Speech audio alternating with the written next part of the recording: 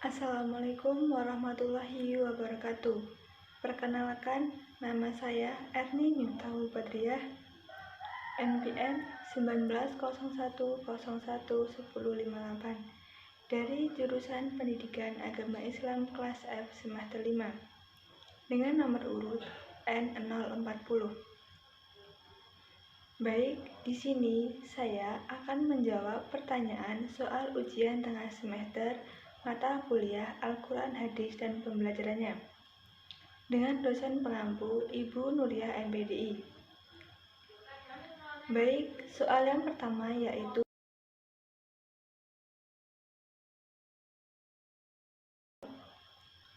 pemerintah melalui Kemendikbud telah melalui revolusi pendidikan sejak tahun 2019 lalu, baik tingkat dasar, menengah, maupun tingkat tinggi. Konsep yang ada dalam revolusi ini adalah merdeka belajar di semua aspek pendidikan formal. Namun, konsep belajar sangatlah berbeda dengan kurikulum yang ada dan digunakan oleh pendidikan formal di Indonesia. Konsep pendidikan baru ini sangatlah memperhitungkan kemampuan dan keunikan kognitif individu para siswa. Berikut garis besar konsepnya. Yang pertama yaitu asesmen kompetensi minimum. Perbedaan konsep pendidikan baru ini dengan kurikulum yang digunakan sebelumnya adalah siswa diharapkan mampu menunjukkan kemampuan minimum dalam hal literasi dan numerik. Fokusnya bukanlah sebanyak apa siswa mampu mendapatkan nilai melalui penugasan dari guru, akan tetapi bagaimana siswa mampu berpikir secara kritis menggunakan kemampuan kognitifnya. Dalam bidang literasi misalnya, bila pada kurikulum sebelumnya siswa lebih banyak menghafal dan menerapkan materi yang dibaca, dalam konsep asesmen kompetensi ini siswa diharapkan mampu berpikir secara logis, kreatif, dan inovatif dalam untuk mengabstraksi maksud dan tujuan dari materi. Begitu juga dalam hal numerik atau pada pelajaran sains siswa. Sains seperti fisika, kimia, khususnya matematika. Dalam hal ini, siswa tidak boleh hanya menghafal saja, akan tetapi seorang siswa harus memahami materi ataupun mampu menjelaskan kembali materi yang telah diberikan, rumus yang telah diberikan oleh seorang pendidik. Pada dasarnya, konsep ini menerapkan siswa untuk mampu menyelesaikan masalah yang lebih luas dan jelas. Yang kedua yaitu survei karakter. Pemerintah telah mengakui pendidikan di Indonesia adalah investasi yang mahal, sebab pada setiap daerah atau individu memiliki keunikan kepribadian yang berbeda-beda dan tidak mungkin untuk dipaksa menerapkan suatu sistem dengan indikator tetap. Maka pada konsep survei karakter ini pemerintah akan menilai secara menyeluruh terkait kualitas pendidikan di sekolah. Bukan hanya tentang hasil belajar saja, tetapi juga ekosistem dan infrastruktur pendidikan yang tersedia. Dengan kata lain, pembangunan kualitas pendidikan bukan lagi tentang penerapan indikator saja, tetapi juga tentang kualitas tetap, berdasarkan data hasil survei terbaru terhadap sekolah. Yang ketiga yaitu perluasan penilaian hasil belajar. Satu hal yang menarik dalam konsep merdeka belajar ini adalah adanya perluasan penilaian hasil belajar siswa. Yang tadinya hanya dinilai dari ujian nasional saja, sekarang menjadi penugasan dan portofolio. Kedepannya, siswa akan diberikan ruang untuk bisa mengembangkan diri mereka sesuai minat dan bakat. Dengan cara ini, diharapkan siswa mampu untuk berpikir maju ataupun berkembang dalam suatu proses belajar. Sebab setiap manusia memiliki bakat dan minat alami yang berbeda-beda. Oleh karena itu, sebagai seorang pendidik harus mengembangkan minat dan bakat tersebut. Selanjutnya yang keempat, pemerataan kualitas pendidikan hingga ke 3T. Merdeka belajar juga dapat diartikan keadilan terhadap akses pendidikan yang setara bagi seluruh siswa di Indonesia. Oleh karena itu, pemerintah membuat kebijakan afirmasi dan pemberian kuota khusus bagi siswa yang tinggal di daerah 3T. Industri 4.0 adalah momen penting dalam pemerataan kualitas pendidikan di Indonesia. Sebab pada tahun 2030 nanti akan menjadi puncak dari bonus demografi. Di Indonesia dengan 64% penduduk adalah angkatan kerja. Kesiapan sumber daya manusia ataupun SDM Indonesia akan sangat menentukan keberhasilan kita dalam menghadapi 4.0, khususnya di daerah 3T yang masih memiliki tingkat kelahiran yang cukup tinggi.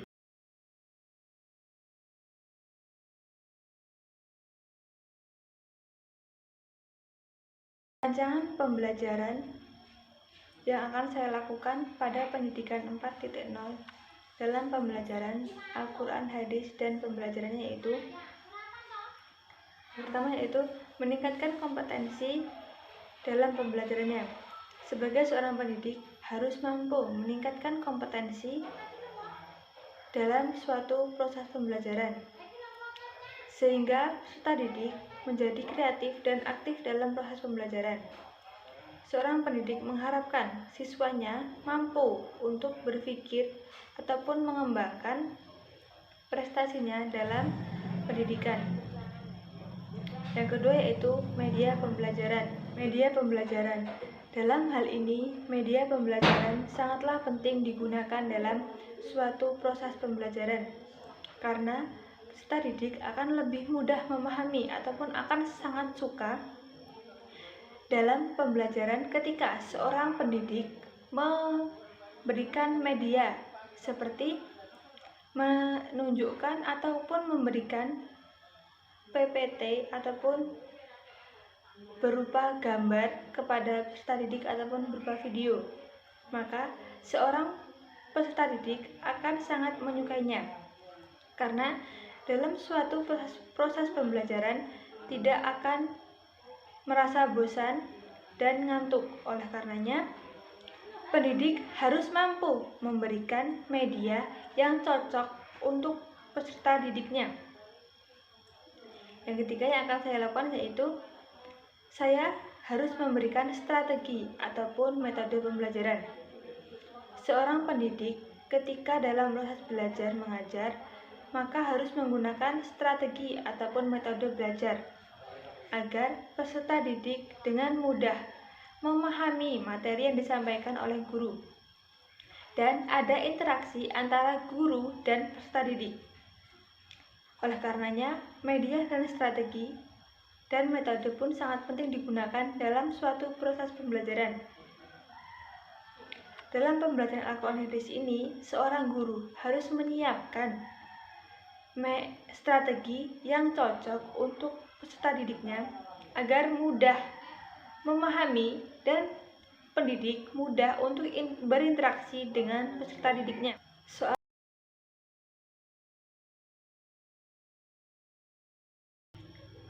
Pada pendidikan 4.0 ini, peserta didik ditekankan harus mampu mengembangkan pengetahuan, keterampilan, pengalaman, serta kecakapan generasi dalam mengembangkan kepribadiannya baik secara jasmaniah maupun rohaniah.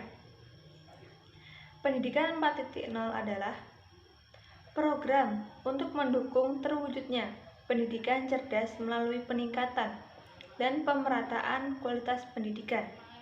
Pada dasarnya, peserta didik setidaknya memiliki 4 keterampilan ataupun kolaborasi, yaitu kolaborasi, komunikasi, berpikir kritis, dan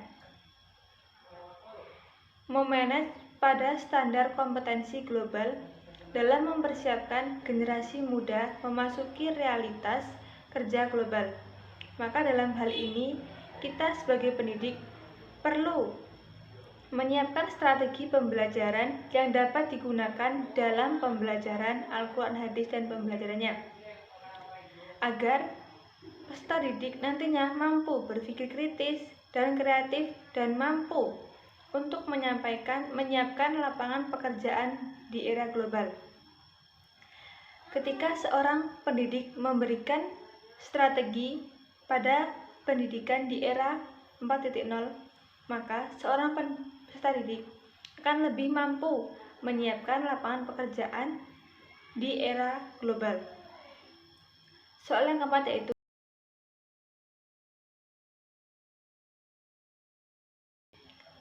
dalam pembelajaran di era pendidikan 4.0 ini, peserta didik ditekankan untuk mempunyai keterampilan dalam proses pembelajaran. Dan peserta didik mampu menyiapkan lapangan pekerjaan di era global nantinya. Oleh karena itu, dalam menggunakan media pembelajaran ini harus sesuai dengan pendidik. Ketika seorang guru menyiapkan media yang sesuai dengan peserta didik, maka seorang peserta didik akan sangat menyukai materi pembelajaran Al-Quran Hadis ini. Oleh karenanya, seorang pendidik harus bisa membuat ataupun menggunakan media pembelajaran yang cocok dalam saat proses belajar mengajar. Seperti seorang guru memberikan media pembelajarannya, yaitu dengan cara menampilkan PPT dengan menggunakan proyektor.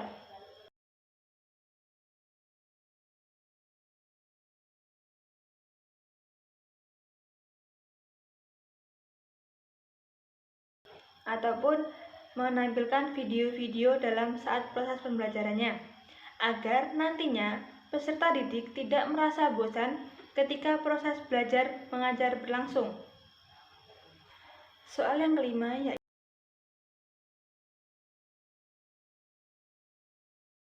menurut saya, evaluasi dalam proses pembelajaran itu sangatlah penting, karena evaluasi merupakan rangkaian akhir dari proses pembelajaran.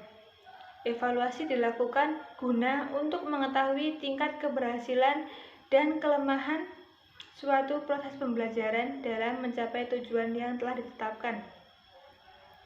Kegiatan evaluasi pembelajaran Al-Quran Hadis ini perlu dilakukan karena kita perlu mengetahui sampai di mana bakat siswa dan sampai di mana materi yang disampaikan akan dipahami oleh siswa. Oleh karenanya, dalam hal ini, evaluasi pembelajaran sangatlah harus dilakukan dalam pendidikan, agar dalam proses pendidikan sesuai dengan tujuan yang akan dicapai, di mana seorang pendidik harus mengetahui tingkat keberhasilan peserta didik dalam proses belajar. Cukup sekian materi yang saya sampaikan. Apabila ada yang salah, saya mohon maaf. Saya akhiri. Wassalamualaikum warahmatullahi wabarakatuh.